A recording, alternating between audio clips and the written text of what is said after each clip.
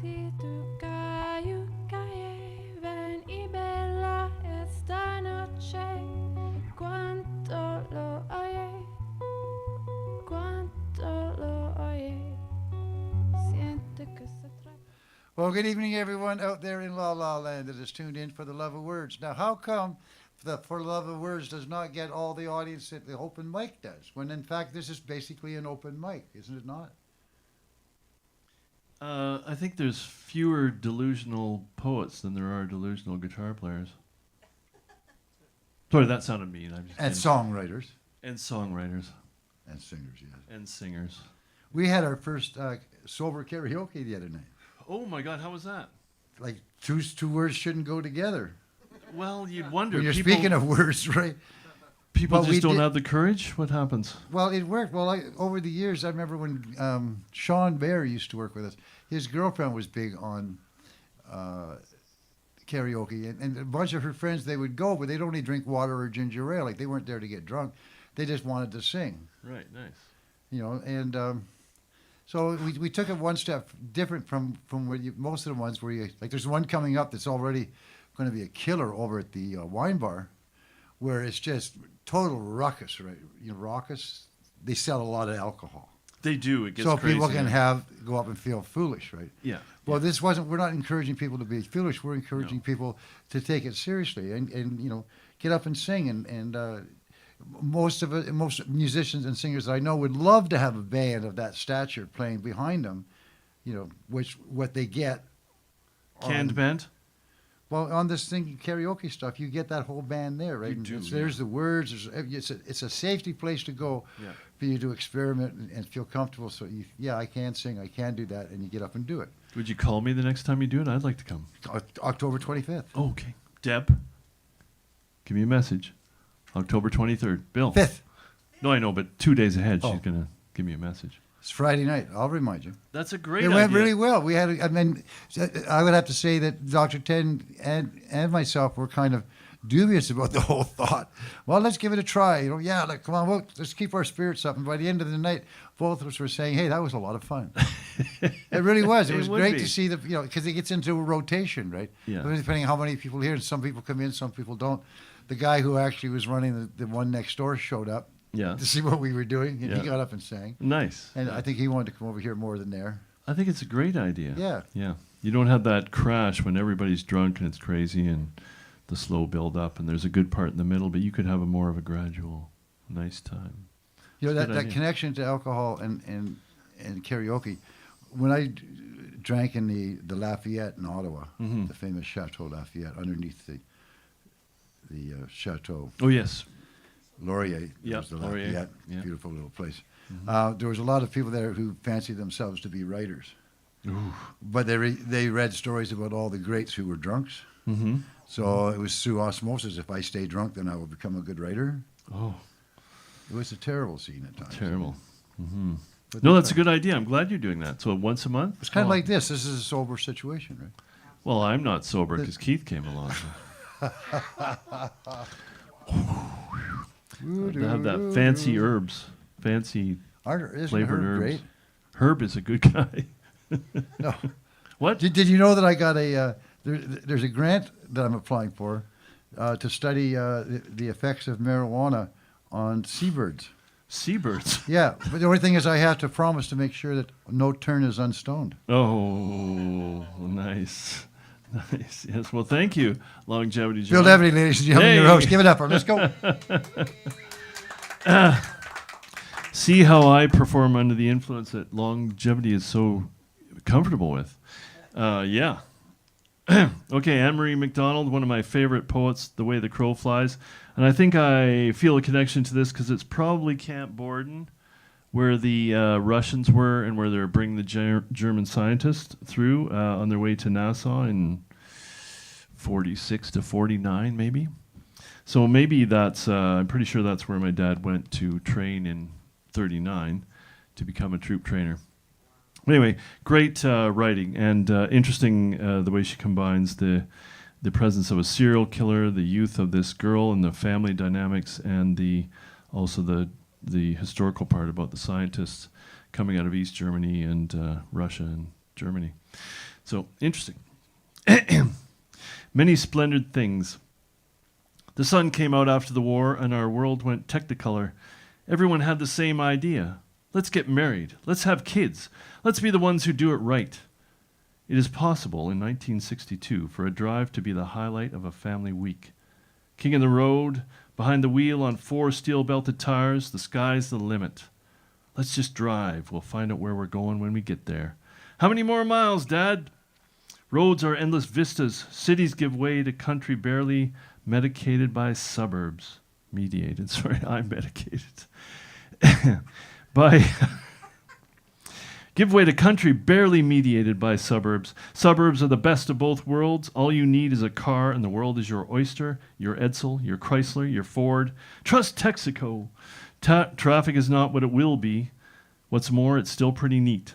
That's a 53 Studebaker coupe. Oh, look, there's the new Thunderbird. This land is your land. This land is my land. A moving automobile is second only to the shower when it comes to singing. The miles fly by, the landscape changes. They pass campers and trailers. Look, another Volkswagen Beetle. It is difficult to believe that Hitler was behind something so friendly, looking, and familiar as a VW Bug. Yeah, interesting, eh? Very successful part of the experiment, wouldn't you say, the Bug? I guess. And Charles Bukowski. Did anybody ever meet Chaz? No, I guess you guys weren't in the right neighborhood. I have told this story. We used to watch, when we were 19 or 20, we'd just watch Barfly over and over again. Because I guess we were, as John alluded to, maybe we were romanticizing being drunks and that it would lead us to something. The same way you maybe thought that doing the LSD or the amphetamines or whatever it was you're doing would lead you somewhere. And sometimes it did, but probably not to greatness and probably not to any artistic heights. Anyway, yeah, Bukowski has a couple of cameos in the movie. He's just sitting at the bar, some old fart. I think Mickey Rourke speaks to him, so himself speaks to himself, which is kind of neat. And interesting movie. Any of you ever seen it? Barfly? Yes, oh good. Good, I'm not alone. Little surprise for you. You tried to steal my whiskey, you whore. Hank, let me in.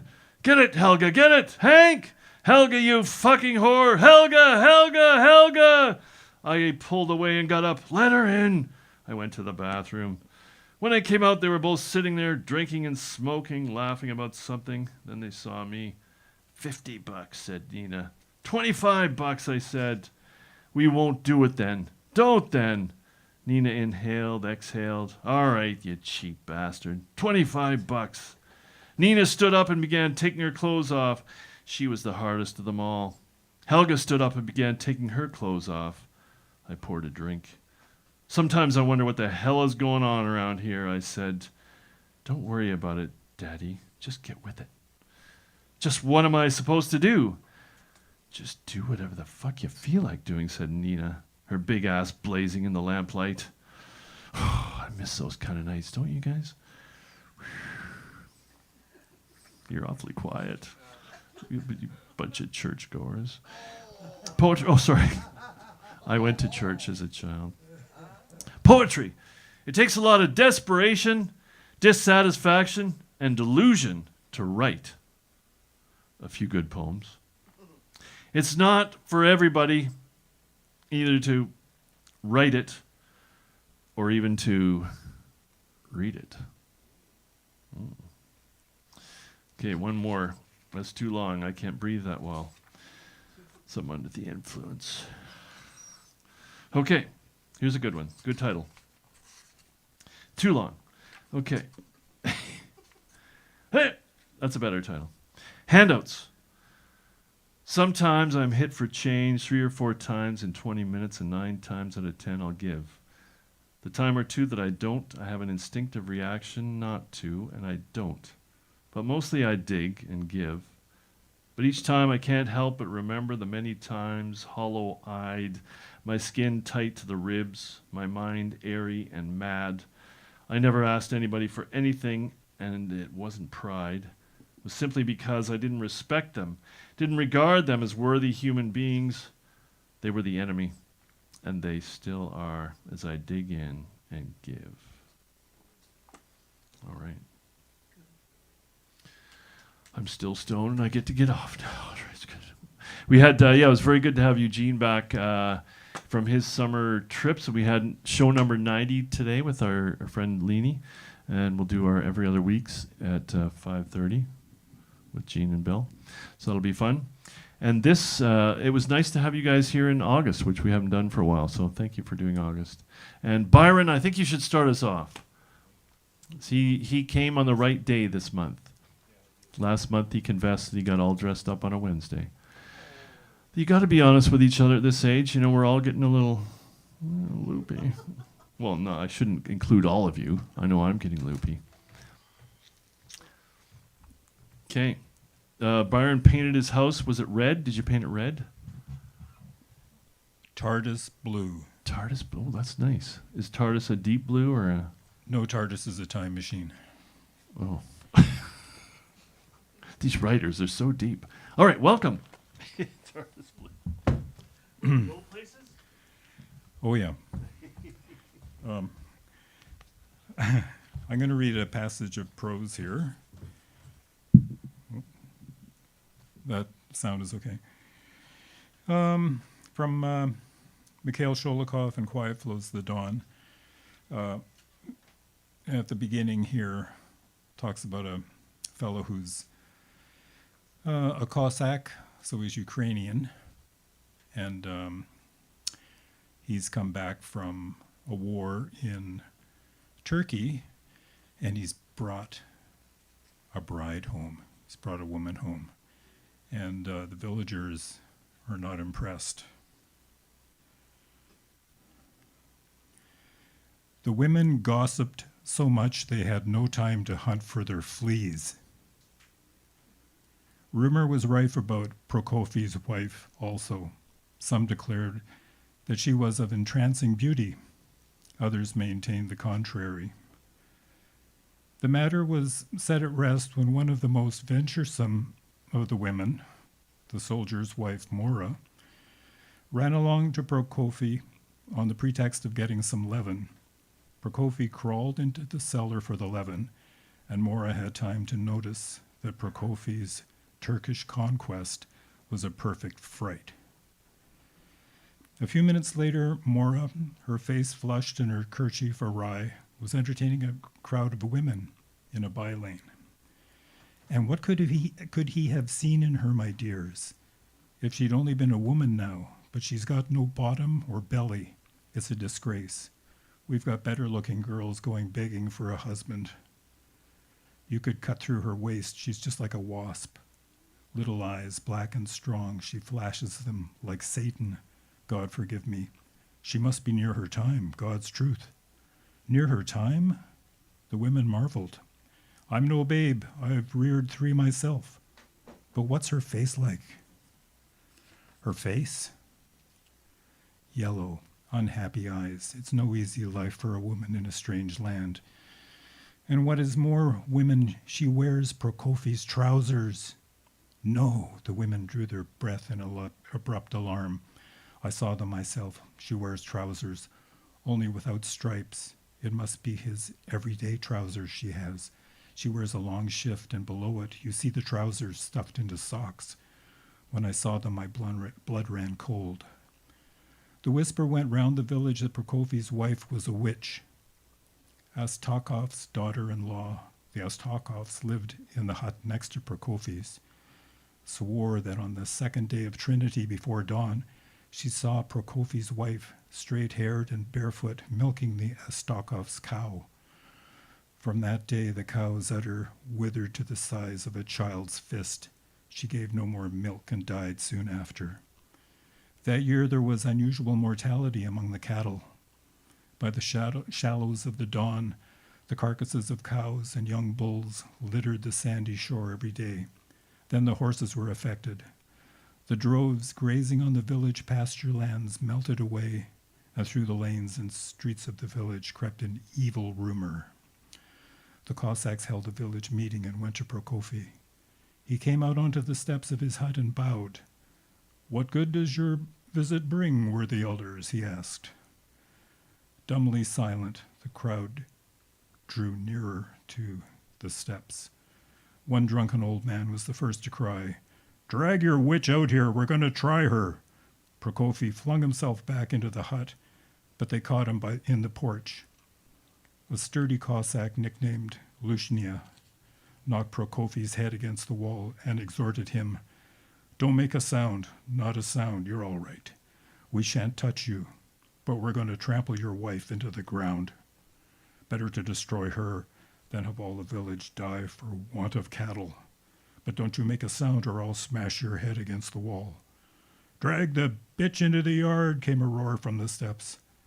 A regimental comrade of Prokofy's wound the Turkish woman's hair around one hand, pressed his other hand over her screaming mouth, dragged her at a run through the porch, and flung her beneath the feet of the crowd.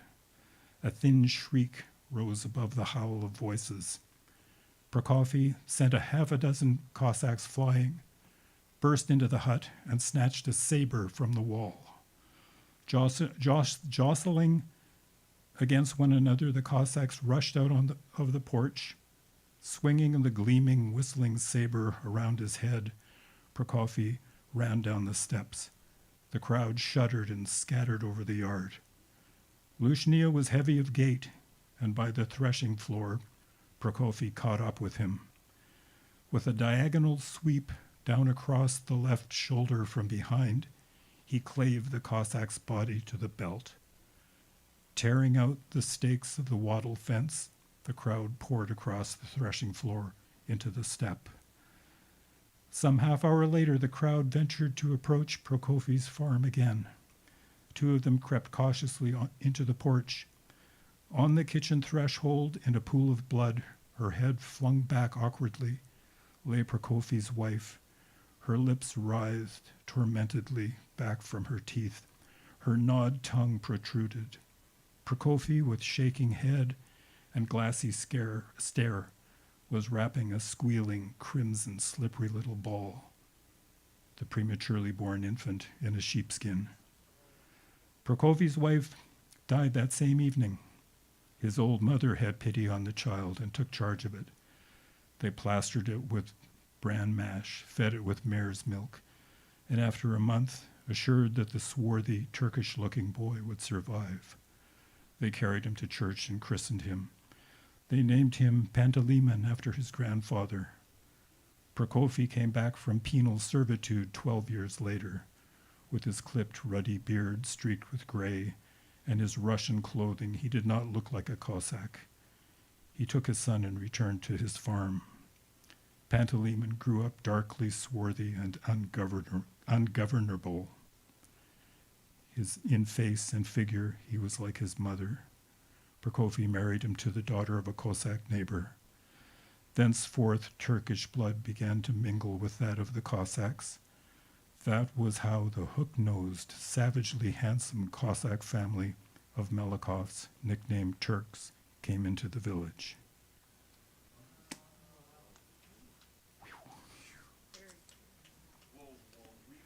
Who wrote that? Mikhail Zholikov.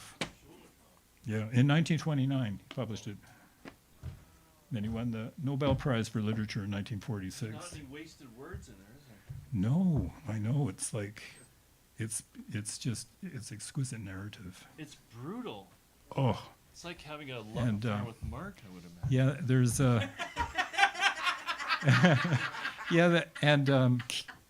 Keith. There is a scene where with a young man and a young woman down by the river, where he kind of presses himself on her. It's like this. It's so alive. If he writes sex as good as he writes killing, it's probably going to be good. What quality? So he did win the Nobel Peace Prize. Yeah. Wow. Phew. Shitballs. Does it read well? Like that? Just It's so much fun. yeah. And I find that it helps your own process, Yeah. because it like you learn to trim everything. Right. Like he doesn't reflect on anything. Yeah. He just tells it. Just tells it. Yeah, it's good writing. Holy moly. Good lesson. Okay. Thank you, Byron. Thank you. Errol Nimbley, ladies and gentlemen. Yes, my own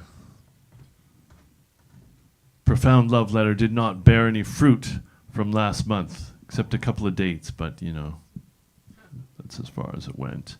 Corey, why don't you just come up and try it out? Corey was outside talking to the longevity, and you're 5 minutes to do whatever you want. The only thing we condemn is hate speech, I think. We're all adults here, though. You know. You could tell a story, you could tell a joke, you could do a Minotaur routine. So where are you from, sir? Originally Campbell River.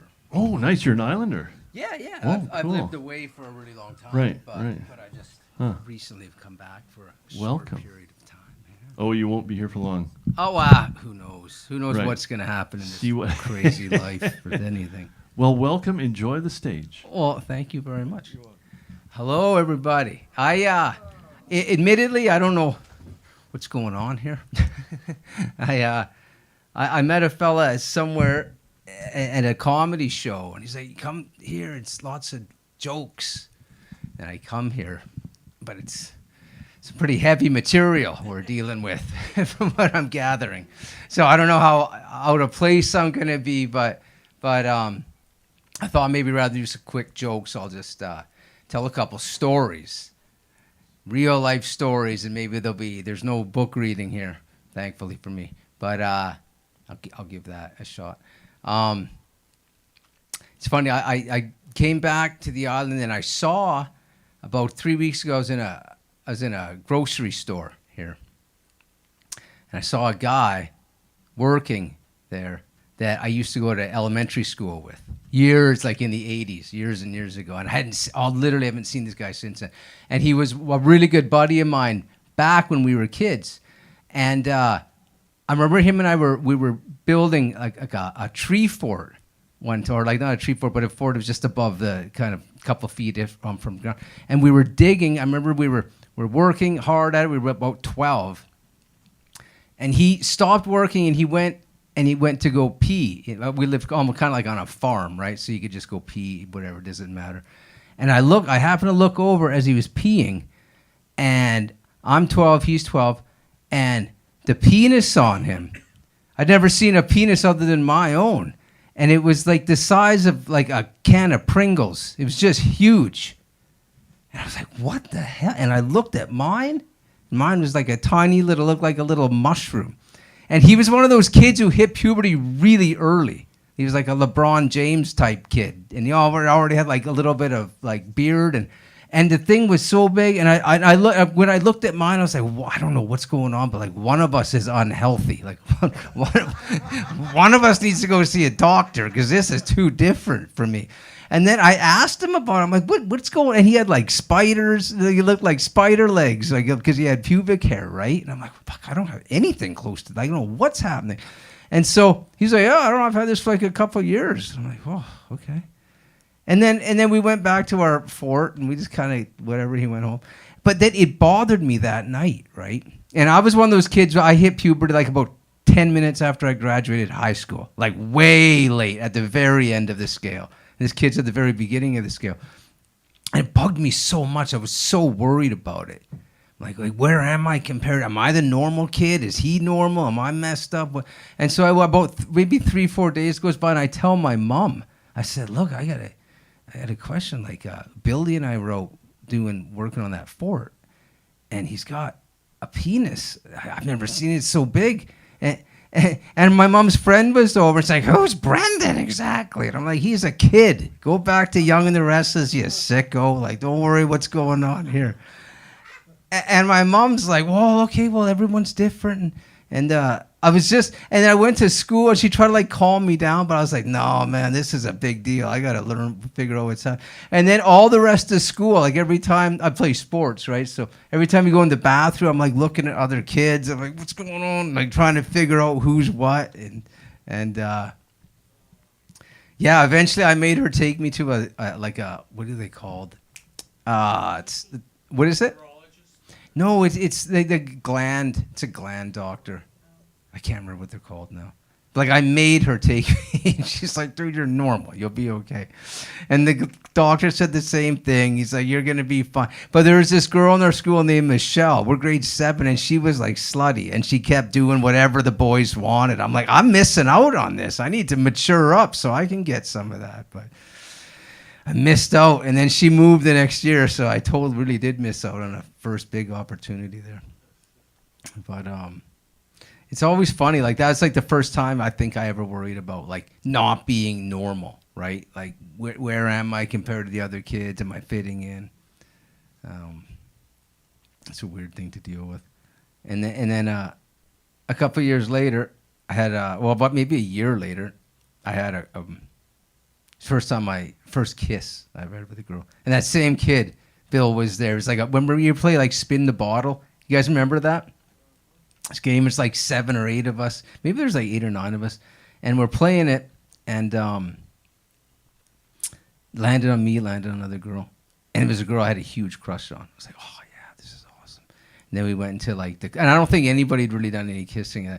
We went to a closet, and her and I started like, and I didn't even think we were going to kiss. I thought we were just going to like lie and then come out and tell everybody we did it. I didn't think we really would. And she grabbed me. We got in the closet, and she grabbed me and she just, and she pulled her tongue out, and she started doing things with it. I didn't even know that the tongue was a part of kissing. I was like, oh, my God, what? And I stopped, and I'm like, what is this? What do you even call it? She's like, it's French kissing. I'm like, oh, my God, these French are good people, man. This is amazing. And she kissed me, and it was such, to this day, I was like 30-something years ago. I still remember. I can almost feel it. And I stopped after we kissed. Like, it was so good. I said, how do you even know how to do this? And she's like, my brother taught me. And I'm like, I know. And I was like, Jesus. I said, that kid deserves like a Nobel Prize because this is amazing.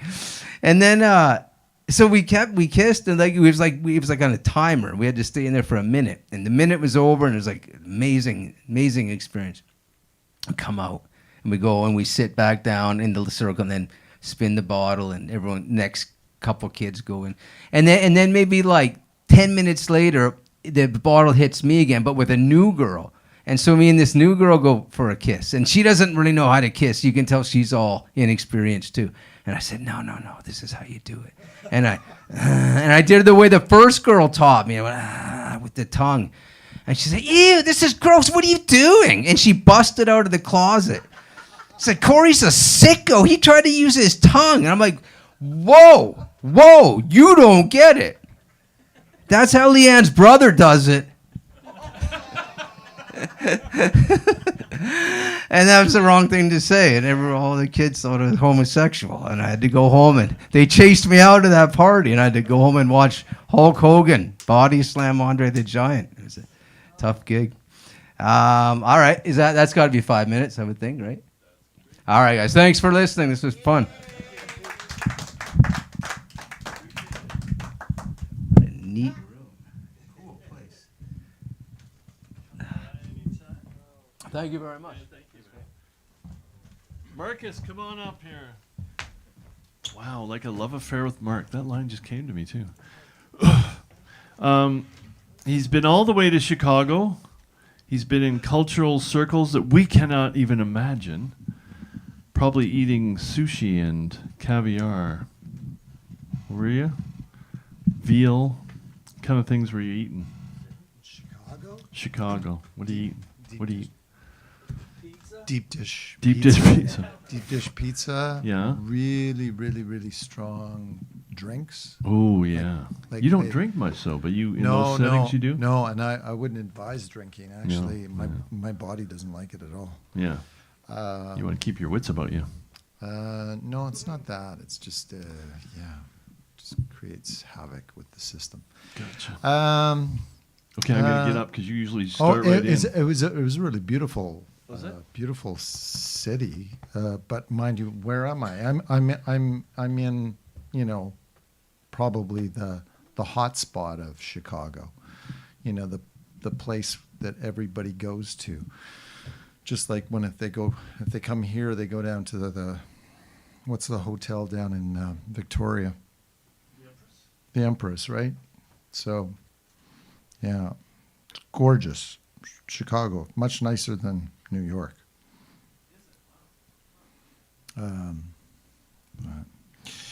Anyhow, 5 minutes or 8 minutes. I'm just going to try reading some of David Sedaris.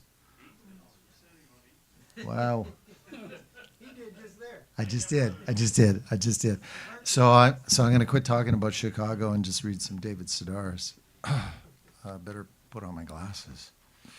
So this is called Pearls. It's July in West Sussex, and I'm at a garden party talking with a lawyer who has 2 sons in her early 20s. The oldest is living in Scotland, and the other, a sullen college student, is home for the month, tearing everyone's head off. So do you have children? She asks. Oh, no, I tell her. Not yet, anyway, but I am in a relationship. She says that she is glad to hear it. My boyfriend will turn 21 this coming Wednesday, I continue, and you are so right about the moodiness of young men his age. I mean, honestly, what do they have to be so angry about? I do this all the time, tell people misleading things about Hugh. It's fun watching them shift gears as they reevaluate who they think I am. Hugh is his partner, and David Sedaris is gay. Sometimes I say that he's been blind since birth or is a big shot in the right to life movement, but the best is when he's 40 plus years my junior. Well, good for you, people say while thinking, I'm pretty sure that poor boy. Because it's creepy, that sort of age difference, vampiric. There's a formula for dating someone younger than you, my friend Aaron in Seattle once told me. The cutoff, he explained, is your age divided by 2 plus 7. At the time I was 59, meaning that the youngest I could go, new boyfriend-wise, was 36 and a half. That's not a jaw-dropping difference, but although it might seem tempting, there'd be a lot that someone under 40 wouldn't know, like who George Raft was or what hippies smelled like. And little by little, wouldn't those gaps add up and leave you feeling older than you actually were? It's true that Hugh is younger than I am, but only by 3 years. Still, I thought he'd never reach 60. Being there by myself, officially old, the young part of old, but old nevertheless, was no fun at all. Come on, I kept thinking, hurry it along. His birthday is in late January, which makes him an Aquarian. This means nothing to me, though my sister is trying her damnedest to change that. Amy's astrologer predicted that Biden would win the 2020 election, and when he did, she offered it as proof that Rakesh, that's his name, Rakesh, has extraordinary powers and thus deserves not just my respect, but my business. You have to make an appointment and at least talk to him, she said. No, I don't, I told her. I mean, my dry cleaner predicted the same thing. Lots of people did.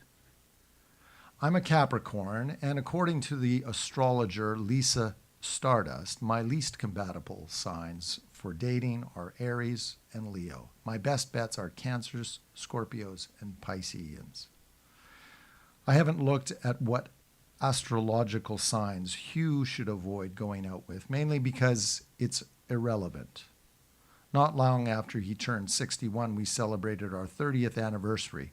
Will we make it to 35 years? To 50? Either way, do I really need to hear about it from Rakesh? My mother became interested in astrology in the 1980s.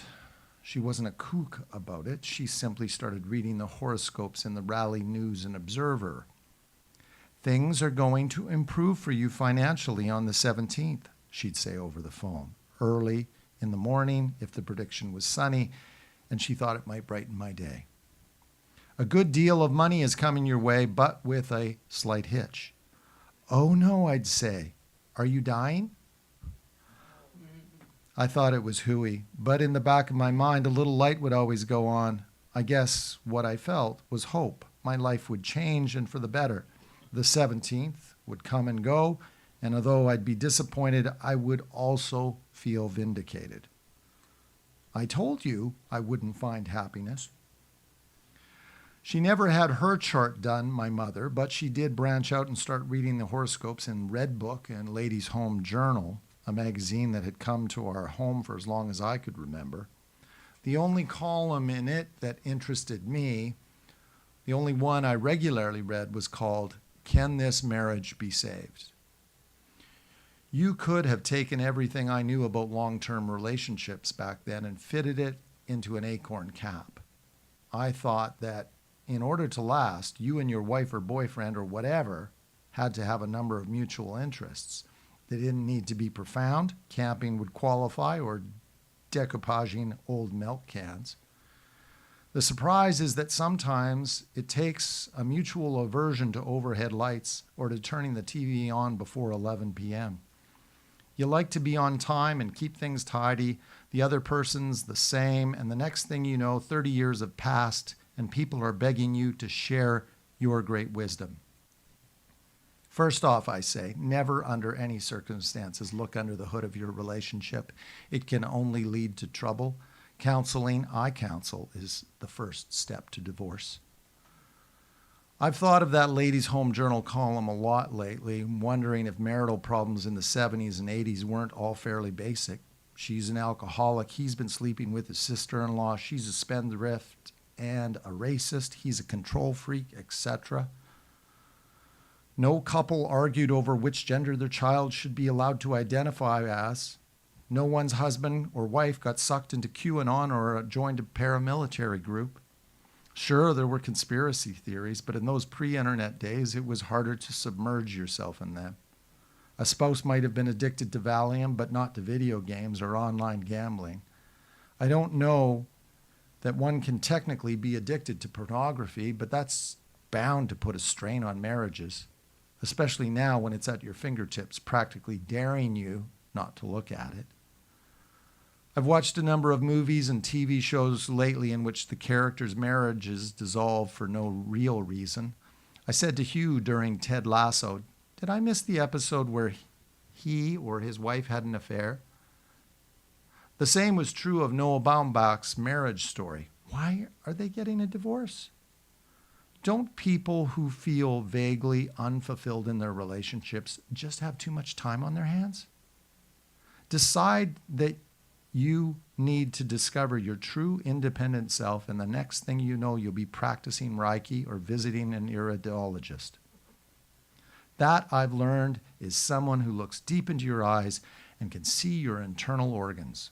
My sister Amy went to one who told her that she had something stuck in her colon. She took the diagnosis to her acupuncturist, who said, actually, what the iridologist had seen in my sister's eyes was trauma. Amy said, trauma? He said, remember you told me you saw a mouse and a water bug in your kitchen one day last month? She said, yes. He said, that's trauma. I'm just going to stop there.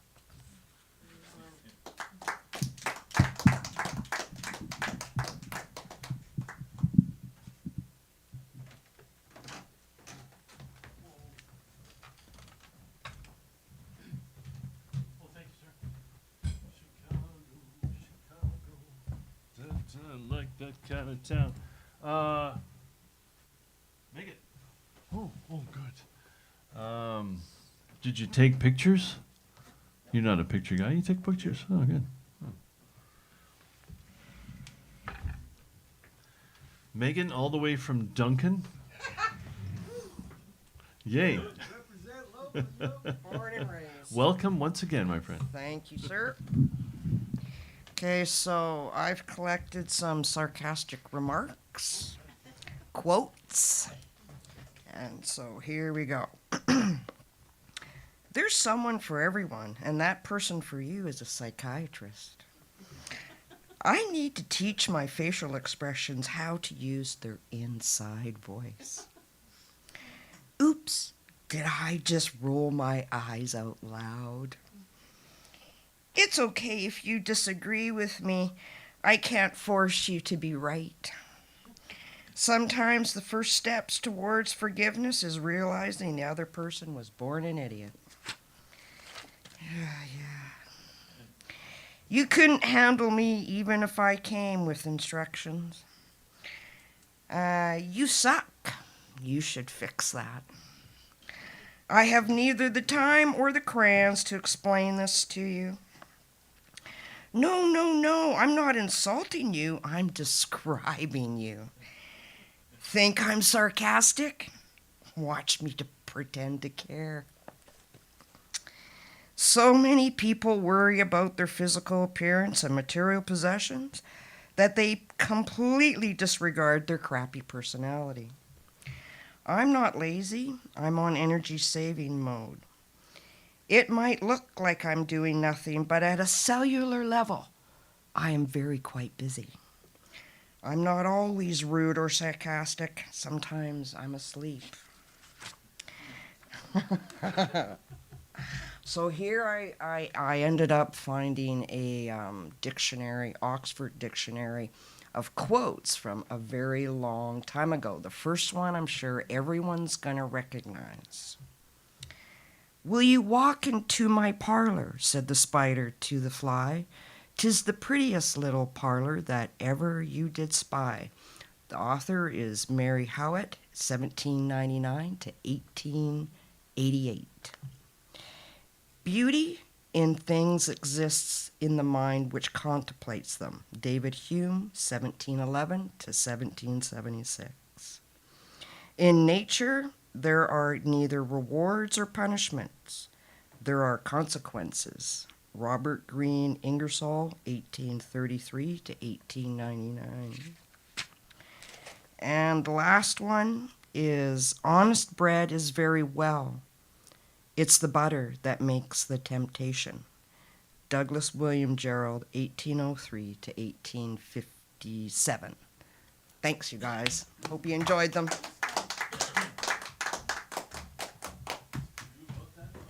Oh, no, Keith, are you out there? Come up, Keith, come up. Oh, you like stand, don't you? No. Oh, no? That's You're okay sitting? Yes. All right. Welcome, sir. Good to see you once again. Thank you. Thank you for the attitude adjustment. Yeah, as Bill alluded to, I'm altered. Is Long John still here or no? Oh, he's upstairs watching. Oh, well, yeah, tell him I said that a good idea might be if somebody's really pissing you off, just say to them, why don't you come and suck on my meniscus? Corey, that part of your story where you looked at your friend's penis, noticed that it was quite a bit bigger, and then you thought, what was it? Something like one of us is sick or one of us is... Yeah. That is the funniest thing I've heard in a long time. That is so awesome. What a beautiful image thought. I'm going to... A trigger warning. I'm going to say the N word up here in about 45 seconds. Yeah, we got to... It's important, I think, that we assert and reassert freedom of speech, free expression, and not let those boundaries encroach too much. So apologies to anyone who's offended or, traumatized, whatever. I hope you'll join in with me. We'll shout it out once on three. 1, 2, 3. Netanyahu!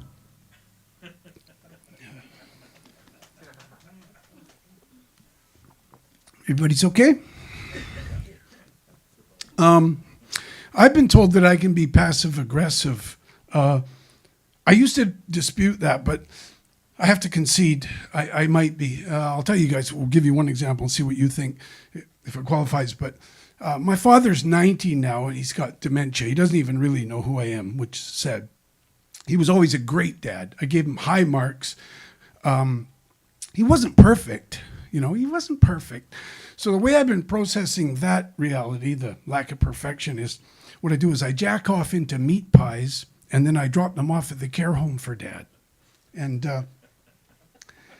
the nurses tell me that he's just fiending for them. He's just plowing through them. So Dad and I are working our shit out, It's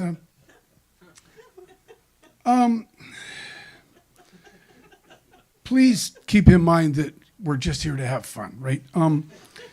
Last week I spent a whole night taking part in the action in a rape dungeon. Yeah. And now I know exactly what it is that I hate about rape dungeons. It's getting raped. It went badly for me. I don't remember everything that happened because I was sedated. But since that night, when I shit like a horse. I'm walking down the street and it just falls out. There's like zero muscle control left back there. And so last night, I finally decided to survey the damage. So I squatted over a mirror, and I got to tell you, it looks like they renovated my asshole with a chainsaw. Yeah. That's really all I had to say up here tonight. It's really so awesome to be here with just almost the whole hardcore crowd. Corey, and then I forgot the lady's name. Hopefully, Megan. Yes, awesome reading. I do now, Megan. Wow, Megan. So, such a pleasure. Thank you. Thank you, Keith. Well done, my friend. Tight, concise. I like that. I think he's getting sharper, don't you guys? Sharper. Yeah. Well, I'm in the wrong chair. Wait a minute. We got to Deb. Come on up. I know it's hard to. That's why I go first, Deb. Following these characters is not easy. You can't follow these characters. We'll bring some sobriety to the moment. How are you? I'm well, thanks. Yep. A little shocked, but I'll probably get Oh, past isn't it great? Ouch. It's the blood flow. I know. Ouch. Indeed. It's a good thing I never went to prison, I tell you. Oh, God. How was your summer? We're through summer now. You guys had a good summer. Oh, We saw you in wow. August. I'm not really ready to part with it, but yeah, No. it is fall. It was a good summer. Yeah, good. Yeah, I And like doing fall any even workshops or readings? in the better. I fall? am, which I'm going to talk about later. Yeah. All right. Yeah. Well, welcome. I will let you, Deb. Oh, thank you. But I want to say, Tomboy, and I spent a lot of my childhood building forts, but not at all like your forts. But I've enjoyed everything, actually. You just cannot say what's going to happen here. You can never tell. No. And I want to introduce you to a couple of writers you maybe haven't heard of. This is from a short story collection called Death by a Thousand Cuts. It's Chashy Bat, and the story is Deal Breaker. Asha swipes right on a profile and a yellow screen pops up. Boom! It says in white sans serif, it's a match. She sends a screenshot of the guy's profile to her WhatsApp group chat. This fellow seems promising, she types. Nice, replies Mona. What does he do? He's an elementary school art teacher. Do you think that means it's likely he wants kids? Asha is a 37-year-old woman who does not want kids. But she does want a serious relationship, which limits the dating pool. Nearly everyone left within her search filters is a man in his late 40s who says he wants kids, but under looking for has checked off something casual. Sometimes she misreads the words as something causal, and she thinks, yes, me too. Not necessarily, messages Mona. Maybe he's sick of kids from spending all day with them. No harm in setting up a date. Yeah, go get your man, adds Elaine. The profile shows a man, likely of South Asian origin, with a goofy, open-mouthed smile. He has included 5 photos of himself. 1, in a tropical setting, wearing sunglasses and cradling a giant lizard. 2, in a harness, rock climbing. 3, holding a beer amongst a diverse group of men who are also holding beers. 4, ruffling the ears of a perturbed dachshund. 5, wearing a kurta while standing next to an antitype. The photos say, I love the outdoors. I love to travel and have new experiences. I have friends. I love dogs. But don't we all? I'm Indian, but not so Indian you can't relate to me. These qualities are acceptable to Asha, though she prefers wine to beer and rabbits to dogs, and would describe herself as more indoorsy than outdoorsy. She has 3 photos on her profile. 1, hamming it up with Elaine in a thrift store while Elaine tries on a unicorn mask. 2, holding a wine glass mid-cheers at a Niagara Falls winery with her mother. 3, in a gallery at Mona's first exhibit, wearing a floral mini dress and looking thoughtfully at art. Her photos declare, I have friends and interests. I partake in cultural experiences. I enjoy alcohol in moderation. I can dress up or down. Though my profile says I don't want children, I have a great relationship with my mother. And this is from a book by Carly Baker, and it's called Last Woman. And I'm going to read also from the first story, which is called Midwives. We're portaging a canoe. This is how it goes. Alicia counts. Ready? 1, 2, 3. And she pulls while I push. The canoe is about 9,000 goddamn pounds and 300 feet long. The trail is a slit, cut by a creek that's frozen slick in places and muddy in others. Sometimes just a little mud, and sometimes up to my shins. Push. On either side of the slit, it's grass and spongy moss, so uneven we can't straddle the trail without breaking an ankle. So I have to shove the canoe along at a jogger's pace, lifting one foot in front of the other. Okay, push. Since the canoe is right in front of me, I can't see where my foot is going to land, but through the glorious gift of momentum, we can sometimes get going for 10 to 20 steps. Breathe. The counting, the pushing, the snap of low branches and the slop of mud is everything that's happening in the world right now. Evening news, Reddit front page, hashtag trending on Instagram. 2 muddy Métis chicks portage a canoe, and you'll never believe what happens next. Nothing. Actually, nothing happens. Push, Alicia says, so that's what I do. She laughs. Sounds like we're giving birth. How many kids you got? None. This sometimes gets a few raised eyebrows, but seldom brings a follow-up question. Alicia nods. Bet you're a good auntie, though. The best. Well, get pushing, auntie. Her laugh rings out again, and I wonder where she finds the breath. Push, keep pushing. Sometimes we take a break, bent over, like we're going to puke. Only my body has surely processed the meager offering I gave it 6 hours ago, a smear of cold beans on a tortilla and a handful of cheese. That's all there was time for. This is my second portage of the day. The morning was spent lugging a 50-pound barrel on my back full of food I wasn't allowed to eat, like some kind of psychology experiment or a reality show. I guess reality shows are just psychology experiments with an audience. Hey, if my friends could see me now.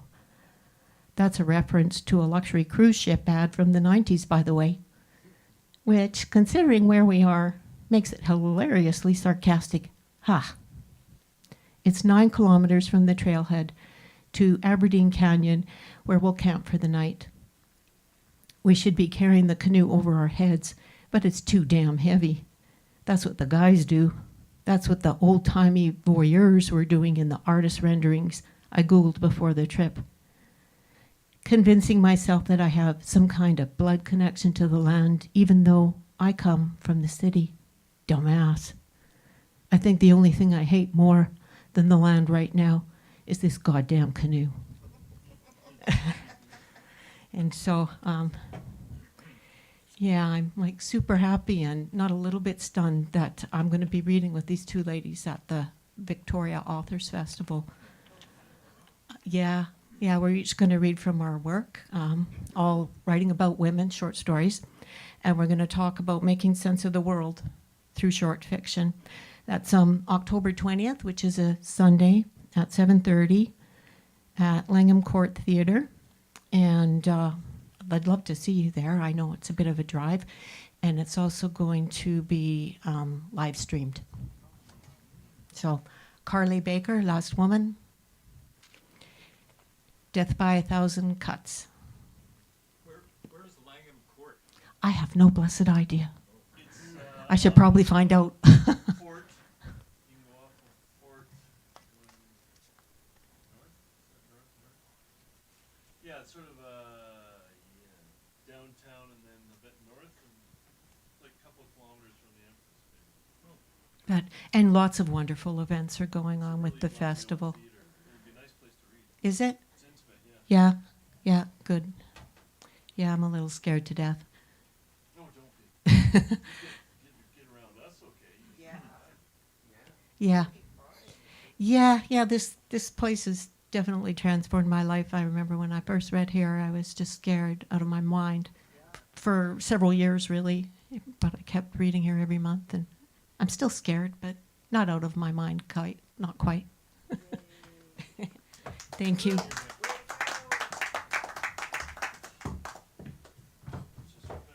audience wants you to succeed. They got your back.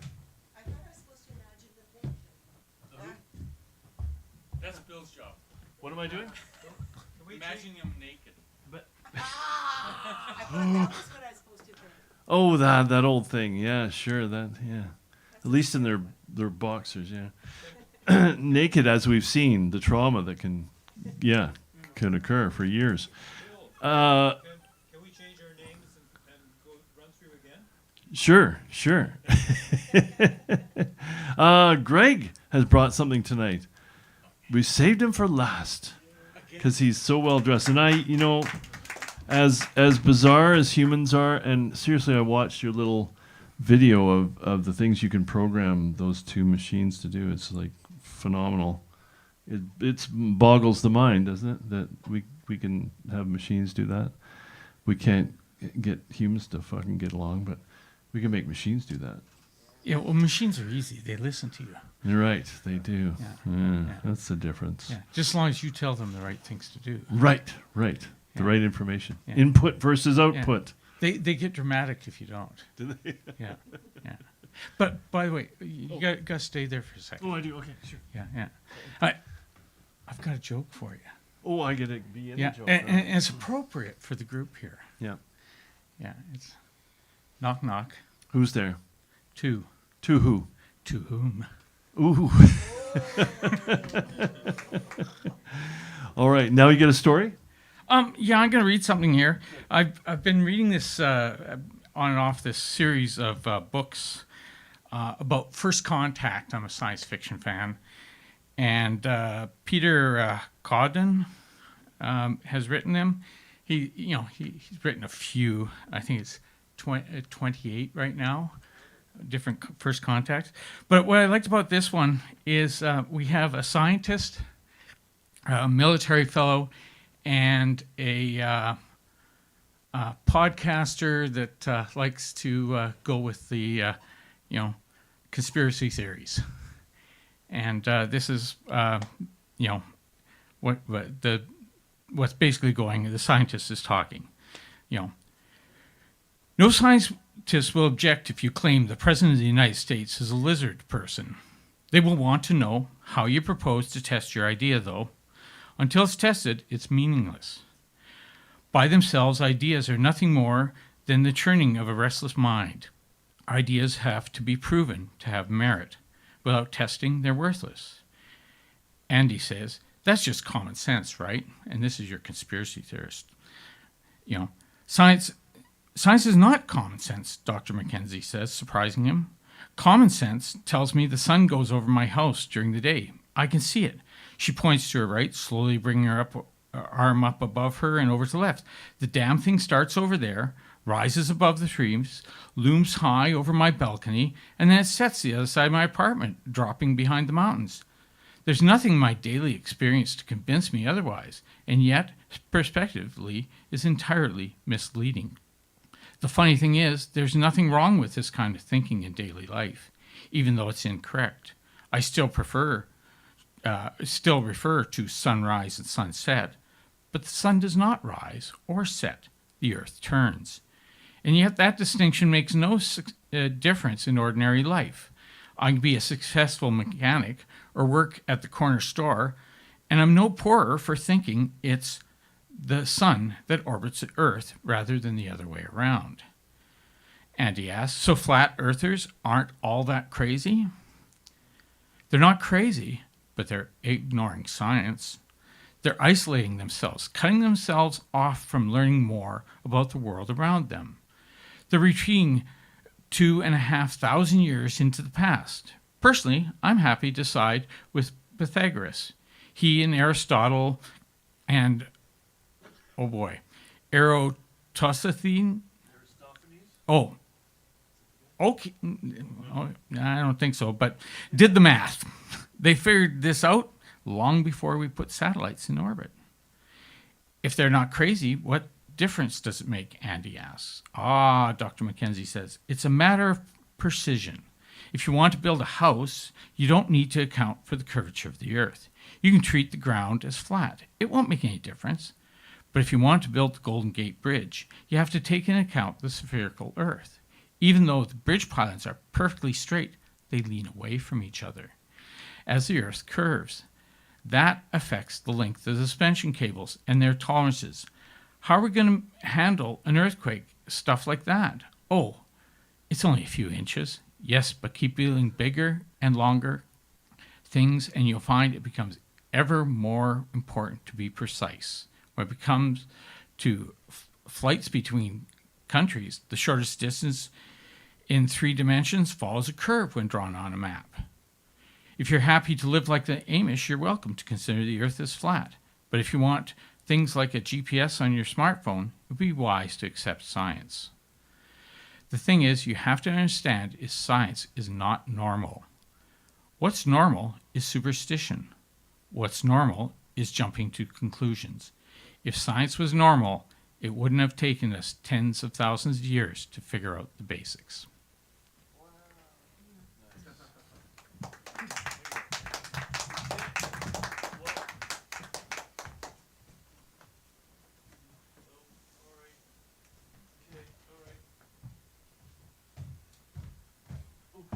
Still time for beer. Don't worry. We'd like to send a hello out to Bob and Helen because they're not here. One more, and thanks again, all of you, for coming out and for the diversity of material. Always interesting. Hold on, it's a belly laugh. It would be good to get out of here, just go, pop off, get away from memories of this all and that, this and all that. But staying has its flavor too. All those babes who thought they were hot numbers now living in dirty flats while looking forward to the next episode on some soap opera. And all those guys, those who really thought they were going to make it, grinning in the yearbook with their tight-skinned mugs. Now they are cops, clerk typists, operators of sandwich stands, horse grooms, plops in the dust. It's good to stay around to see what happened to all the others. Only when you go to the bathroom, avoid the mirror and don't look at what you flush away. It's good life advice. I always check though, don't you? Just to make sure it's not red or something. Well, that was good. How many people are going to the bar? Okay. Oh, Byron's worried about getting home on time, aren't you? It's always hard to drag him out to... Anyway, we do sometimes go out for a beer, and thank you for coming out and your additions to this lovely night. We hope to see you again last Tuesday of every month. Okay, thank you. Thanks, Longevity John and Dr. Ted. Good night.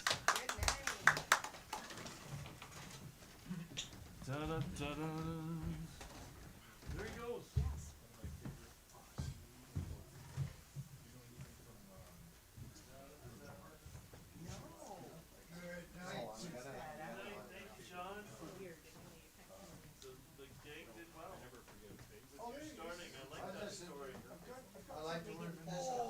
Oh, that's good.